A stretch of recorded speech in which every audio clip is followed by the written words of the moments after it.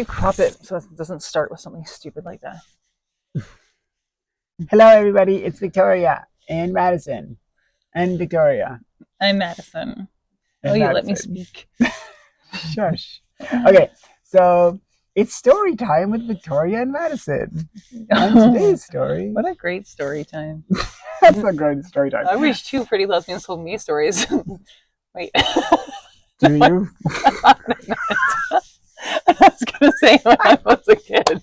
And then I was like, that's weird. That's also kind of weird. That's also weird. I also don't want you to hear two hot lesbians. I don't mean now. I mean when I was younger, but also it's really weird. Okay, Moving on. I'm getting attacked by a plant. Okay, so thank you for the interruption. That's why I don't talk. Okay, anyways, so we went downtown Toronto and we had got a hotel and we went to this kind of bar. It's kind of like in the hip part of the city. King West in Toronto. And we just went to get a drink and super overpriced drinks. It was like, it's friggin' absurd. It's like $70 for 2 drinks. Vodka Red Bulls, yeah. For vodka Red Bulls. And so we get there and we just like to love to people watch. Yeah, it's a great patio. It's a great patio. Maybe you can tell your impression of it and then I'll say mine. Sure. Okay. So I know all about this life. I have done this life for quite some time now. And as once I turned like of age to drink, like I'd go to Toronto and party. So I know all about King West and what it's like. When I was younger, like early 20s and stuff, I loved it because it was like place to be seen and you dressed to the nines and da-da-da. And so I know what to expect going there. I know that everyone's going to be super dressed up. I know everyone's going to be putting on a mask of someone that they're not. I know that everyone's going to look faker than they actually want to. And it's just a very specific scene.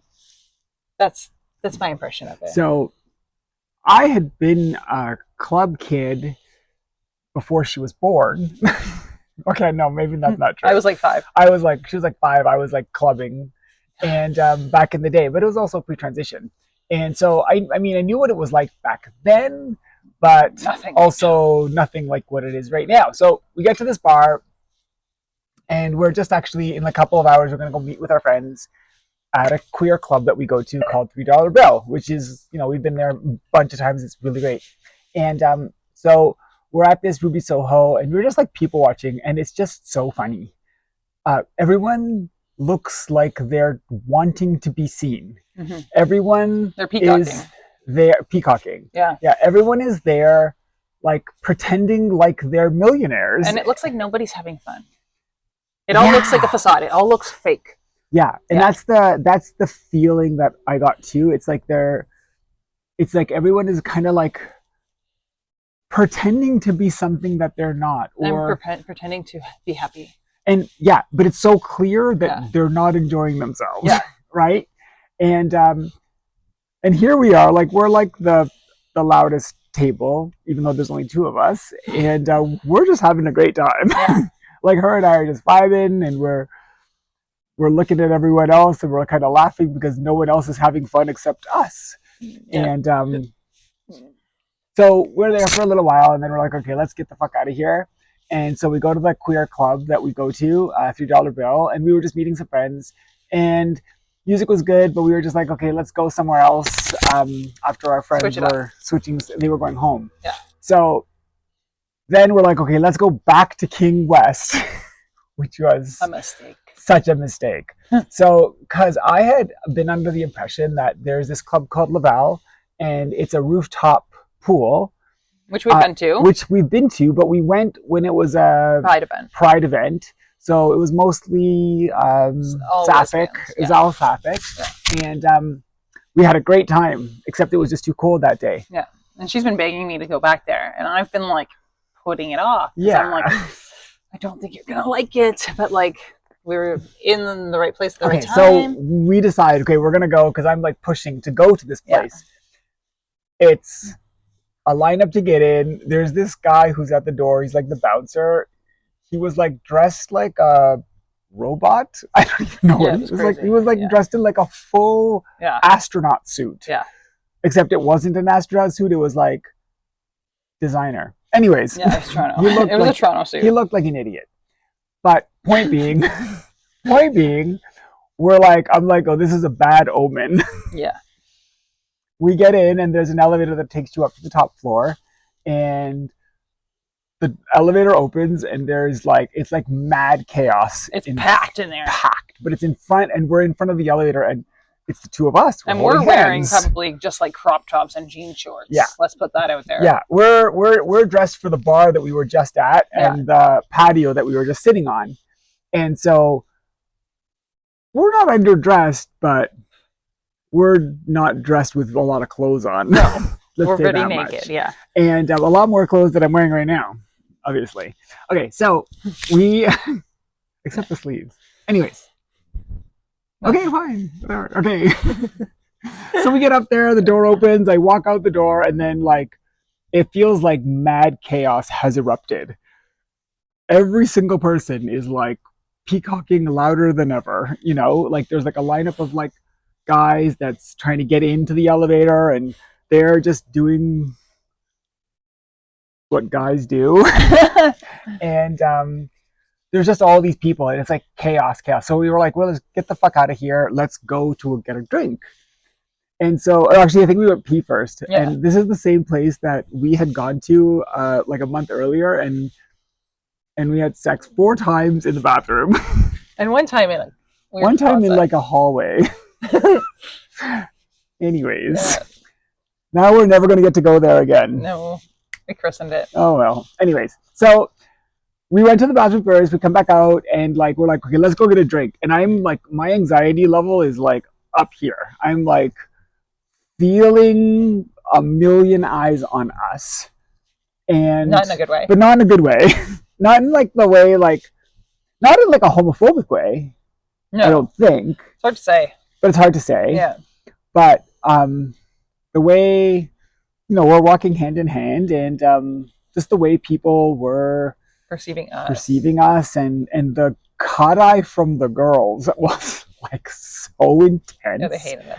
We're actually, so if you imagine this, there's like a long kind of like straight hallway, and then on either side there's people, and at the end of that little hallway, it's outside, but there's a bar, and the bar looks like it's about 2 or 3 people deep, but that's where we were going to go, okay, let's go get a drink. And that was the bar that we saw, right? So we start walking towards it, and so you're kind of walking a little bit like on a catwalk, but not really. It's just a big open space, and I can start seeing like all the eyes turning on the side and on this side and at the bar, like turn and just look. And then the girls gave like this cut eye that I've never seen before. It was like venom. And yeah. And I think she's trying to prove a point at this point. I did at this point. I'm like, this is what you needed. She's trying to prove a point, and I'm like, now I'm starting to feel super uncomfortable in this situation. And I'm like, this is not what I was expecting. I was expecting something totally different. I don't know if you want to say what your thoughts were at this moment, because you were the one who was kind of taking me on this journey. Great. So at this point, I was like realizing how uncomfortable Victoria was. And I'm like, okay, we got to get the fuck out of here. The bartender was taking forever. I looked at her, I'm like, we're leaving. And we got out of there as fast as we could. And what do you feel like the lesson in it is for you? Never listen to Madison. That was not my idea. Okay, no.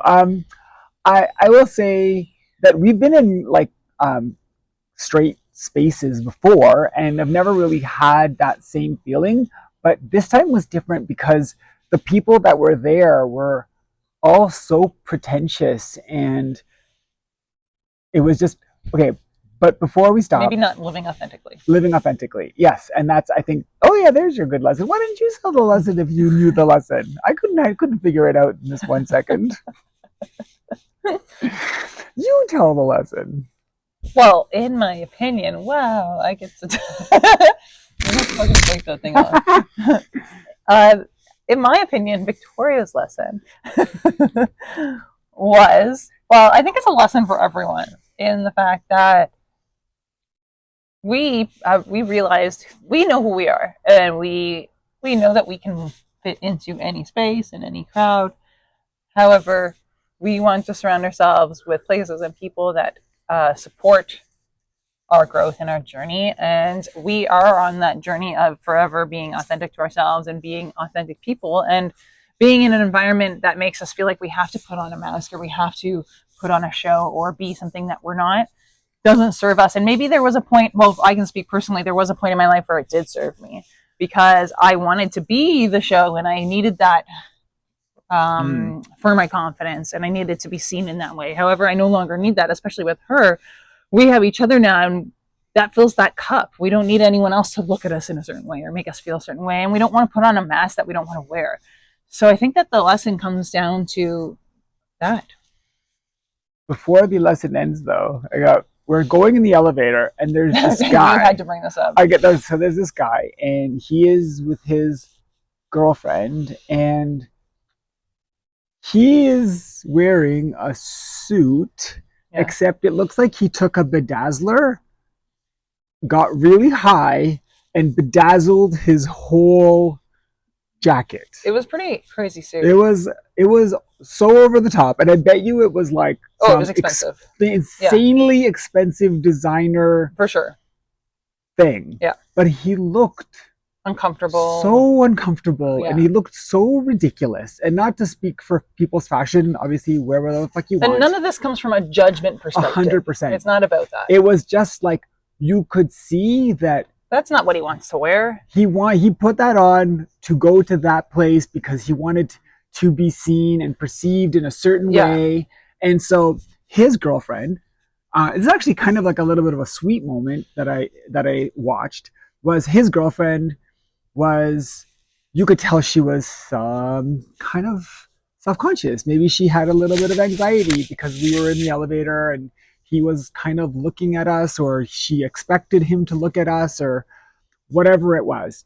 But kind of gave him like big points in my book. Like he really he went close to her and he grabbed her by the hand and he looked into her eyes and was like, he was like, I got you, yeah. And reassuring her. And I was like, actually, that was a really kind of sweet moment from the bedazzled master. Which again, it's not about judgment, but it was more about seeing this person, because his girlfriend was also dressed to the nines in the most uncomfortable looking outfit I've ever seen. Yeah. With platforms like this, and again, it just looked like no one was having any fun. And no one is having any fun. Everyone was there just to get an image or to get the photo or post on Instagram, instead of there for themselves. They're almost there for other people. And that's probably the saddest thing. Yeah. If you really think about it. Yeah. Is everyone is out there, and this can apply literally across the board to everything in life, is you're living your life for somebody else. You're not telling your truth to your friends because your fear of their judgment. They're doing the exact same thing back to you. Your parents are doing it, your kids are doing it, your friends are doing it. The whole world is putting on a facade for somebody else. And then everyone is literally sacrificing their authenticity and their true selves for fear of being judged by the same people who are doing the exact same thing. It's like, what? This is ridiculous. So I agree. The lesson for me was that piece. I think what it did for me as well, as much as it wasn't a lesson, but it was more of a reinforcement, was how we're very good readers of people's energy. If someone's got good energy, we bring them in. And if someone's got toxic energy, we're like, bye-bye, very quickly. And that whole environment had a very toxic energy to it. Yeah. And I don't want to put myself into spaces, regardless of how good we are, into toxic spaces that can infiltrate or poison this good energy. And why would I bring other friends of mine or other positive energy to a place like that, where it's kind of like a toxic, negative energy? And so finding your places, finding your people, being yourself with those people. I mean, that's literally the best things in the world. Um, we're going to Dinah in 2 weeks, and it's going to be pretty much the opposite of that experience in King West. So keep your eyes peeled for some videos. All the people living their authentic truth, all partying together in Palm Springs, September 26th to the 30th. We are going to party. Okay, love you all. You want to jump in and tell everyone how much you love me and all that nice stuff? I love you. Oh, so see, much. I forced her to say stuff. I love you, Daddy. Okay, I love you. Okay, bye, everybody.